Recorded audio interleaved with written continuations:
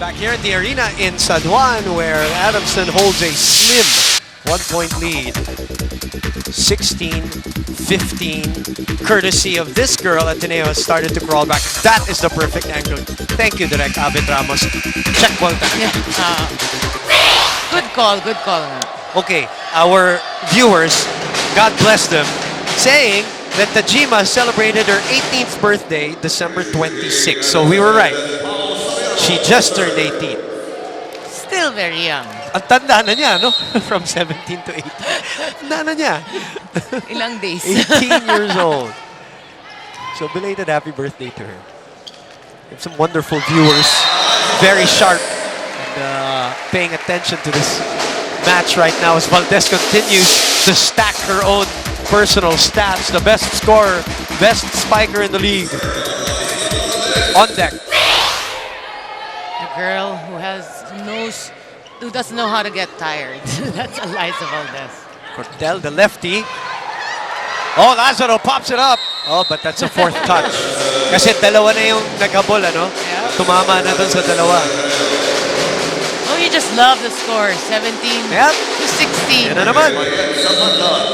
So your guess naman is as good as mine on how the ending will be. Sige. Oh, finds that back line. You know, funny, talagang the set was low, her timing wasn't there, but she just had enough top spin for it to clip the line. Gervasio goes back to her jump serve.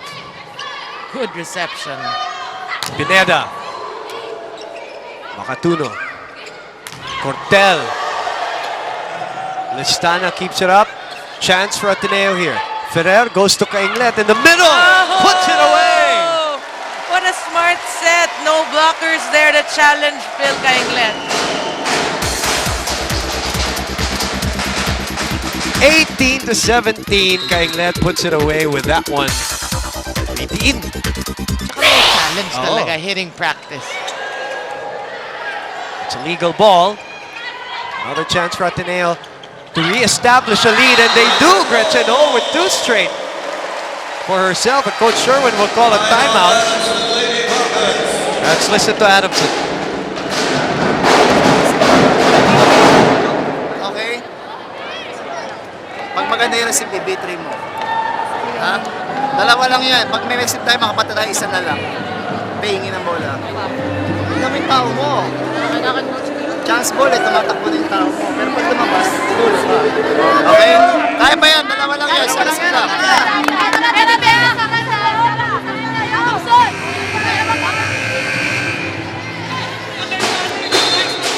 Coach Sherwin doesn't get mad at his players either. That's a good point. Parang siya si Mommy Dulce, diba? Parang, okay. Oh, well, I've seen Mommy Dulce. No, I know. Yeah. Pero, alam ko yung sinasabi mo na malumanay din. Extremes din si Coach Mommy, si Mommy Dulce. Right now, even if he's down 2, his approach is still the same. Coach Sherwin, I mean. Oh, good serve. But a great dig also by Zapanta. Pineda guides it to the other side. Two girls dropping for that one. And a free ball, chance ball for Adamson. Pineda, too long. Yeah, she knew it. No follow through for Sheila Pineda. Originally from the recruit from RTU. Ateneo getting a 3-point cushion right now. After being behind by 3 earlier, no? Nice serve again. Guevara guides it to the other side. Ferrer looks at her hitters, sees Gretchen Ho. Back set to Cortel, the lefty, always unorthodox, always tough to check.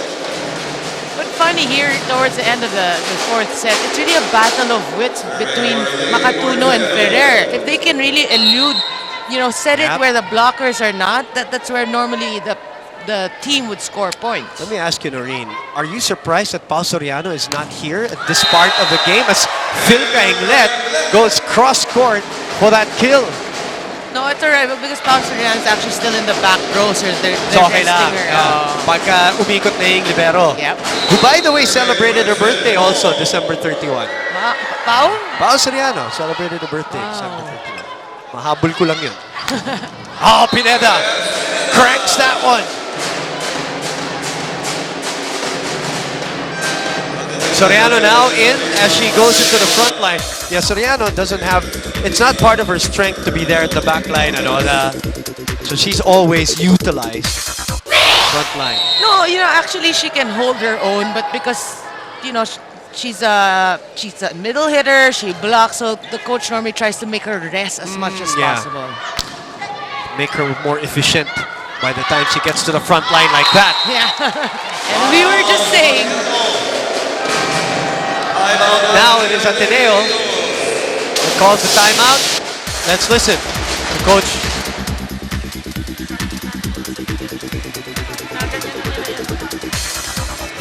Kung mo targetin nyo dito, targetin nyo lang yung gitna. Pilitin lang din ang dali doon, lalo na malayo ka dun sa net. Sayang lamang na, mauubos lamang natin yan. Lamang pa tayo ng isa. Tayo nyo kagad, isang magandang receive lang. Receive ninyo para maka-atake tayo. Akit sa bandong. Ha? O, sige. Let's go!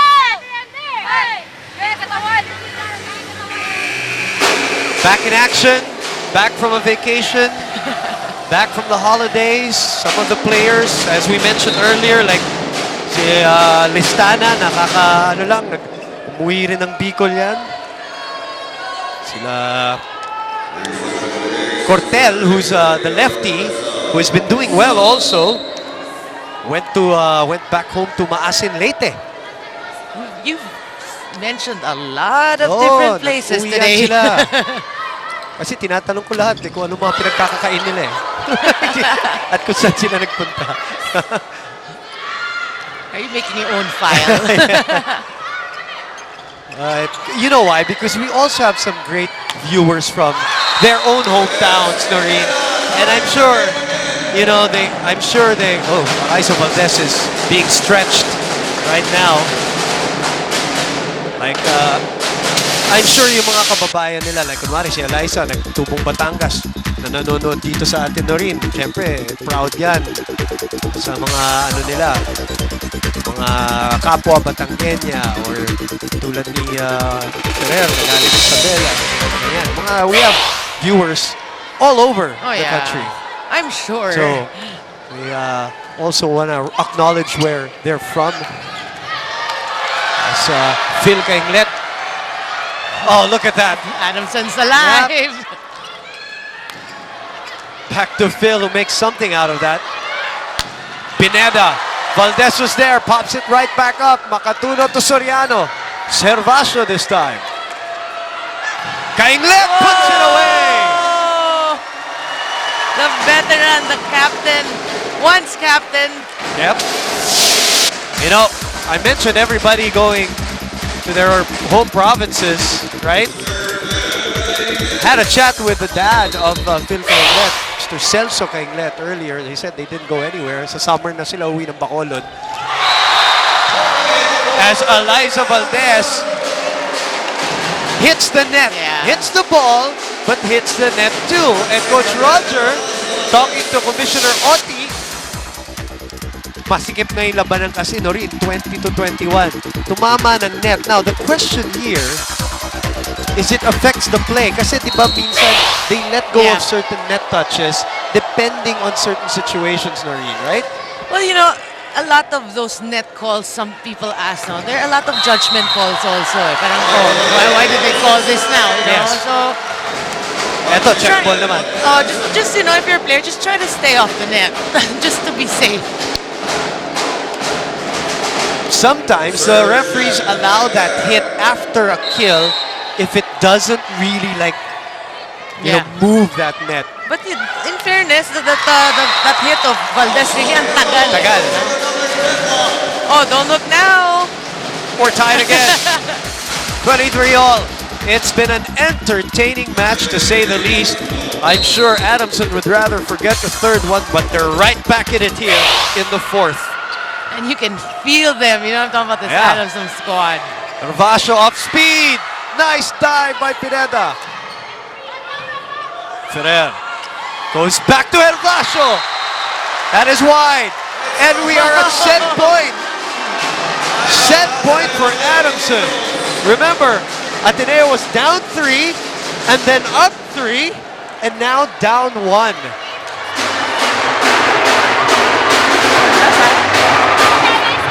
Dati dyan.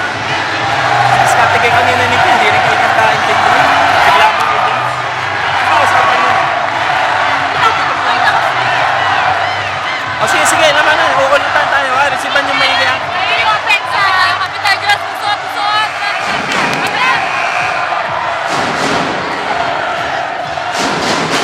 Alam mo,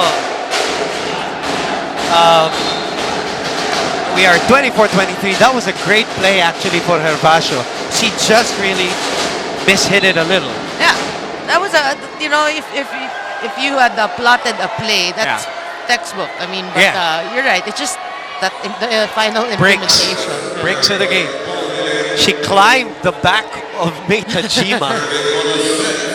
So now, And because Tajima is really tall, sometimes ma-intimidate yung spiker, especially if it's a very low set. now our chair umpire talking to the captains, Zia Hervasio and Pao Soriano. Again, we're hoping for a microphone. Kasi it's getting tense. It's getting tense, and there is a lot of complaining going on. And you know, in volleyball, they only tolerate a certain amount, di ba? Chair umpires.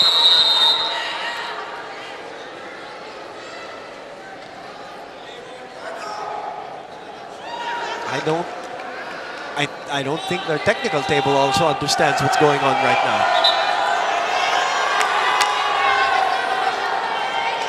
24-23. Set point. I wonder what's going on. Sorry, we can't. Read lips. Yeah. We'll check it in a bit. Which Roger's not. He's trying to clarify something also. I said it's okay, everything's okay. I think they're just making sure about everything else here because we are at set point. 4th set. Makatuno doing the honors. Are we going a 5th? Yes, we are. Yes, we are. Back from the grave are the Adamson Falcons, whose wings got clipped in the 3rd set. They're back flying high again to force a 5th via the block by Pao Soriano. We warned you. First set, Adamson, 25-22. Second set, Ateneo 25-23 and 25-18. And then this one, down again 25-23. Back in a moment, 4th. Bagong taon, bagong oras. Gusto mo ba ng pork barrel? Mapapatawad niyo pa ho ba ang mga ampatu?